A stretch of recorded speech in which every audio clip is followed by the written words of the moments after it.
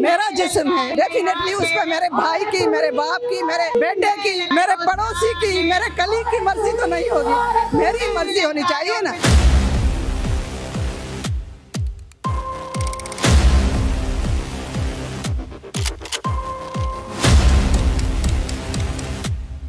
किसी भी किस्म के तशद्दुद से पाक माशरा चाहिए। उसमें घरेलू तशद्दुद है, उसमें रियासती तशद्दुद है, उसमें इंतहा पसंदों की तरफ से जो तशद्दुद है उससे पाक माशरा चाहिए।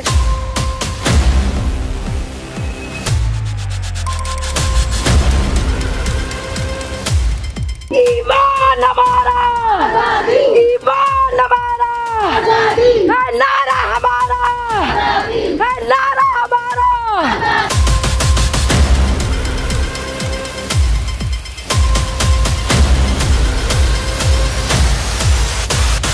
तो आपका मेज़बान इमरान मलिक, आप देख रहे हैं मेरान ट्रिब्यून हैदराबाद। आज औरत मार्च का इफ्तिदा हो रहा है शहबाज बिल्डिंग से। हमारे साथ औरत मार्च की क़यादत करने वाली अमर सिद्धू साहब मौजूद हैं, तो इनसे गुफ्तगू करते हैं कि इनके क्या मकासद थे, क्या ज़रूरत पेश आई कि इनको रोड पे निकलना पड़ा। जी बताइए। मैं ये समझती हूँ कि औरतों के आलमी दिन के हवाले से हम औरतों को अपने मसाइल लेकर आगे आना चाहिए और पाकिस्तान के तमाम भर शहरों से औरतें ना सिर्फ बाहर निकलती हैं लेकिन अपने मसाइल लेकर सामने आती है। और मैं आपको बताऊँ कि ये सिर्फ औरतों के मसाइल नहीं होते, इस पूरे समाज के मसाइल है, जिसमें महंगाई आ जाता है, जिसमें बेरोज़गारी आ जाता है, जिसमें जो है लोगों की दरबदरी आ जाता है, जिसमें एनक्रोचमेंट आ जाता है, जिसमें तमाम ख़ास तौर पर जो है किसी भी चीज़ में आपके पास एक भी पेनाफ्लेक्स नहीं है, एक भी आपका पोस्टर नहीं है।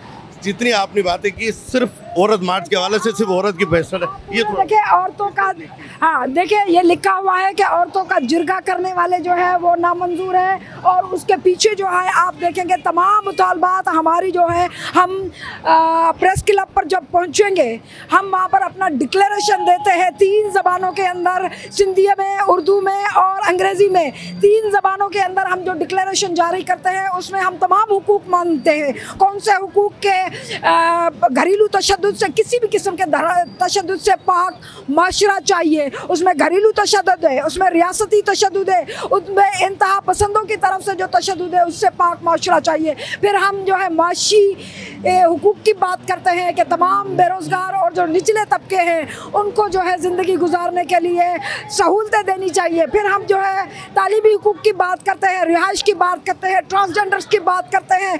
आपने जितनी भी बात की है ये एक आम आदमी की ज़रूरत है, एक आम आदमी के हकूक़ की बात कर रहे हैं, फिर तनकीद का निशाना आपको क्यों बनाया जाए? मेरा ख्याल है कि तनकीद का निशाना इसीलिए बनाते हैं कि आज तक पाकिस्तान की किसी समाजी या सियासी जमात ने इस तरह से बात नहीं की निचले तबकों की।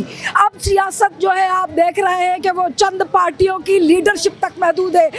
औरत मार्च या औरत की तहरीक हकीकी तौर पर आप ये देख रहे हैं कि औरतों तक लेकर आई है। इसमें किस किस्म की औरतों की जो है नुमाइंदगी हो रही है? ये तमाम वो औरतें हैं, किसान औरतें हैं, ये तमाम वो मेहनत कश औरतें हैं, ये होम बेस्ड वर्कर औरतें हैं, ये बेरोजगार औरतें हैं, ये जो है सैलाब ज़दगान औरतें हैं। मैं ये समझती हूँ कि इस वक्त जो है पाकिस्तान की सियासत इक़्तिदार की जंग लड़ रही है और पाकिस्तान के हुकूक की जो सियासत है वो मेरे ख्याल में जो है अब औरत तहरीक कर रही है। और असल में औरतों के बातों को हमेशा समझा जाता था कि ये प्राइवेट बातें हैं, ये घर में ही रहे। तो औरत मार्च करने का मतलब ये था कि औरतों के मसाइल घरेलू मसाइल नहीं है, ये मुआशरती मसाइल हैं और इनको मुआशरे में बाहर लाया जाए ताकि इनका हल सोचा जाए। जैसे कि आपको पता है कि हमारे गाँव में औरतों को गारी करके मारा जाता है। हमारी जो ज़्यादातर आबादी है वो गाँव में रहती है। हमारी औरतें जो हैं उनको सेहत के मराकज़ मुयस्सर नहीं है, फैमिली प्लानिंग की उनको कुछ भी पता नहीं है। हमारे साथ जो औरत मार्च निकल रहे हैं उनकी सरबराही इरफाना मल्ला कर रही है, हम इनसे गुफ्तगू करते हैं। इरफाना मल्ला साहब, ऐसी कौन सी अब मजीद आज़ादी बाकी रह जाती है? मतलब औरत, आपको अगर देख ले, आप आइडियल वुमेन है, आप, मैं समझता हूँ कि जहाज़ नहीं चला रही, बाकी तो शहर को आप बड़े बड़े इवेंट ऑर्गेनाइज कर रहे हैं। इसके बाद कौन सी आज़ादी है जो आपको चाहिए? बताएं कि कौन सी आज़ादी है जो औरत को मिल गई है? क्या इरफाना मल्ला रात को 11 बजे घर से निकल सकती है? क्या मैं दिन को अकेले कहीं जा सकती हूँ? क्या मैं रोड पे सफ़र कर सकती हूँ? क्या मैं कहीं पे चली जाऊँ तो बगैर मेरी कैरेक्टर असैसिनेशन हुए कोई बात हो सकती है? क्या मैं कोई आवाज़ निकालती हूँ तो मेरे ऊपर ब्लास्फेमी के कवानीन नहीं लगते? तो कौन सी आज़ादी मुझे मुयस्सर है? अगर 20 साल के जदोजहद के बाद, एक आला तालीम हासिल करने के बाद इतनी जगह मिल गई है कि मैं ज़मीन पे खड़ी हो सकती हूँ, तो मैं समझती हूँ ये आज़ादी नहीं है, ये एक जदोजहद का हिस्सा है।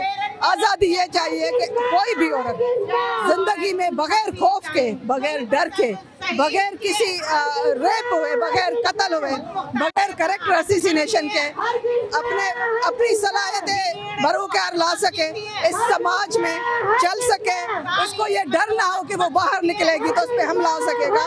तो मेरी ये ख्वाहिश है कि ये मुआशरा पुरअमन हो, औरत के लिए, मर्द के लिए, बच्चों के लिए, ये मेरी ख्वाहिश। अच्छा, तनकीद का निशाना क्यों बनाया जाता है? औरत मार्च को एक मखसूस लिंक दिया जाता है कि औरत को आज़ादी चाहिए, जो वो कहती है मेरी मर्जी, मेरा जिस्म मेरी मर्जी, इससे क्यों लिंक किया जाता है? मेरा जिस्म है, डेफिनेटली उस पर मेरे भाई की, मेरे बाप की, मेरे बेटे की, मेरे पड़ोसी की, मेरे कलीग की मर्जी तो नहीं होगी, मेरी मर्जी होनी चाहिए ना। बात यह है कि औरत को इस्लाम ने भी शादी का हक दिया है। अगर औरत कहती है कि मुझसे पूछा जाए कि मैं शादी किससे करना चाहूँ, उसमें कौन सा गलत काम है? अगर औरत ये चाहती है मैं तालीम हासिल करूँ, उसमें कौन सा गलत काम? अगर औरत ये चाहती है कि मेरी सेहत नहीं है और मैं बच्चे पैदा नहीं कर सकती 10-12, तो उसमें क्या गलत बात है? मैं नहीं समझती कि औरत के जिस्म के ऊपर पड़ोसी का इख्तियार होना चाहिए, किसी और का इख्तियार होना चाहिए। हर फर्द का, औरत हो या मर्द, वो अपने खुद मुख्तियार होना चाहिए। इसको पता नहीं क्यों लोग गलत समझते हैं। अच्छा, एक चीज और क्लियर कर दीजिए, फंडिंग कहाँ से हो रही है? लोग कहा जाता है कि गैर मुल्की फंडिंग पर और गैर मुल्की एजेंडा है ये, इसको कितना सही मानते हैं? देखिए, अवल तो इस पे फंडिंग नहीं होती, हम एक टके का हिसाब रखते हैं।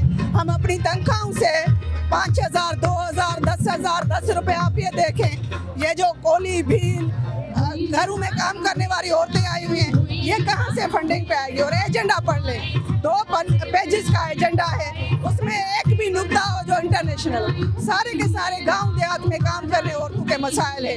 तो जो लोग पढ़ते नहीं, जो लोग शरीक नहीं होते, वो बाहर बैठ के बातें करते, मैं उनको भी दावत देता हूँ कि आप औरत मार्च के सारे मुतालबात पढ़ लें, आप हमारे रैली में शरीक हो जाएं और हमारी औरतों से मिल लें, तो शायद आप इम्पोर्टेंट हैं। आप गैरमुखी एजेंडा पे जिहाद करने गए थे, हम लोग तो जदोजहद करने वाले हैं। अच्छा, आखिरी मेरा सवाल ये कि अगर ऐसे कौन से मुतालबात हैं जब आप समझेंगी कि ये मुतालबात पूरे हो गए तो औरत मार्च का मकसद खत्म हो जाए? देखिए, पूरे दुनिया में आज UN के सेक्रेटरी जनरल ने कहा है कि 300 साल लगेंगे औरतों को बराबर के हुकूक लेने में, पूरी दुनिया में। पाकिस्तान में तो एक लंबी जदोजहद है।